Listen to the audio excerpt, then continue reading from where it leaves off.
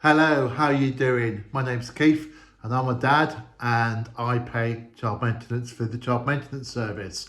So I thought today I would talk to you about what happens when someone reports that you haven't paid and what happens next. Okay, so in order to report a missed payment, the CMS system shouldn't allow you to do it until 5 working days have passed.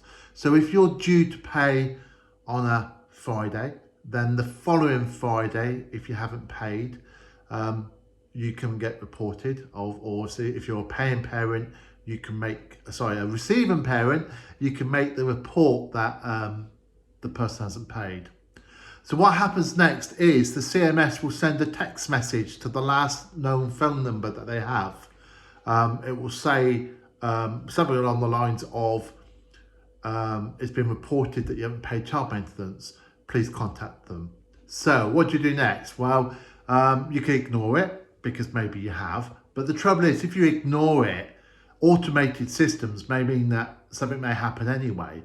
So what experience tells me with CMS that essentially is you have to make a response, and that response needs to be done normally within 14 days.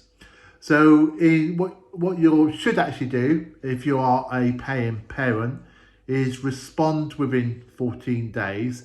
And obviously the quickest way to do that is via the portal. I do appreciate though that some people refuse to use the portal, but what I would say is if you use the portal, it goes directly to your CMS account and therefore it goes directly to the person dealing with it. If you send evidence by post, it could get lost in the post, but also all post that goes to CMS does not go directly to CMS, it goes to a mail handling centre, which is run by a private company. I'm not quite sure the process, but I believe at that point they scan your mail into the CMS computer system and obviously it gets allocated to a case. And of course, if you don't send information that identifies who you are, it's possible that they will get it, but they won't be able to match the information to you. Maybe because you've not put your reference number on there, or maybe because your name's John Brown and there's 15 John Browns, but you've not given your address. So that's why I always say use the portal. And for those who use the portal, you go into the portal and you essentially complete an online form. So, I'm aware that there are some people out there that have this happens to them quite often. So I presume if they're not already doing this, they do this. You just go online, you fill out the form, and it will say on there, you haven't paid from such and such a date. It will then list your payments. You then type in how much you've paid and you press submit. Then you need to back that up with supporting information. So this is the time where you take a photograph of your bank statement and you upload it to the portal. Obviously the portal takes certain file types, JPEGs, PNG files, which are the normal files that you use for sending pictures.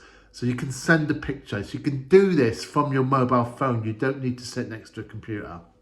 And then of course, at some point, someone from CMS will look at this and make a decision. I personally would challenge and keep on challenging until I get an answer. So if I'm accused of not paying, then clearly I would submit the information as quickly as possible to prove it. I would then probably follow that up with an email. Now, obviously, the CMS normally don't have emails, but you can always email the correspondence at dwp.gov.uk email address. There are other email addresses that float around, but that's the one I suggest you do because at least then it's going to the Department of Work and Pensions and they deal with it from there. For those who don't know, the Child Maintenance Service is a part of the Department of Work and Pensions. But personally, I'd rather an email go to someone in the DWP bit so that they deal with it than the CMS Direct. And that's it. Within 14 days, it should be done. Now, my recommendation is this: if this keeps on happening to you, this is a form of financial abuse. So if you find you are regularly being asked to prove that you've made a payment and you've made those payments, report it. Report to CMS.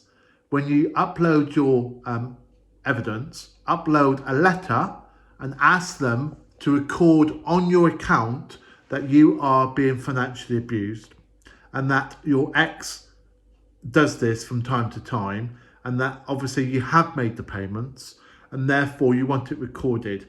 And also potentially you might like to consider whether you refer this to the local police. It's to say it is financial abuse to constantly claim someone hasn't made a payment when they have, because obviously it causes distress and upset.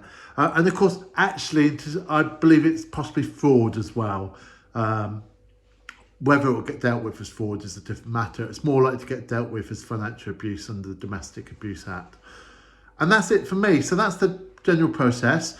What I should say though is obviously if you are a receiving parent and you go through this process, it could lead to some sort of collect and pay action. And of course, this could lead to a problem with your payments in respect of by the time they set up the collect and pay, it could be 2 months or even 3 months.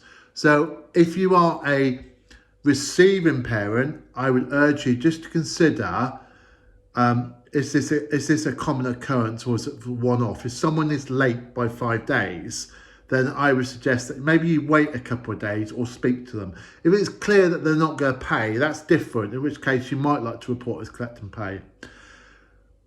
For those of you that are paying parents, what I would also suggest you do is always put your child maintenance transactions via your bank account. Never ever pay cash, always via your bank account. And I would recommend that you use a separate bank account for child maintenance service transactions. That way you can just send the statement off and then you can prove you've made the payments. As always, if you make overpayments, they don't matter. If you make underpayments, you can get put on collect and pay. Overpayments will be treated as a gift. So as always, stick to the schedule. Don't pay the figure on the schedule, also on the bit that's on the front of the letter. Don't ever pay the arrears figure. And the reason I say don't pay the arrears is because the arrears is built into the payment schedule. And the payment schedule is usually in a table, a box on the second page of the letter. So always follow that, because if you've overpaid and there's been an adjustment, even though you're supposed to pay £75 a week, it might say you have to pay £70 a week. So always stick to and pay as per that table. And it will normally say you're due to pay this on this date and weekly or fortnightly or whatever there afterwards. And that's it from me. So hopefully this video has been informative. Don't forget to like and subscribe. Great to hear from you. Obviously, there's links to the Facebook group below this video in the description. And that's it from me. You have a great day. Stay safe out there. Like and subscribe. Good. See you later. Cheers. Bye bye.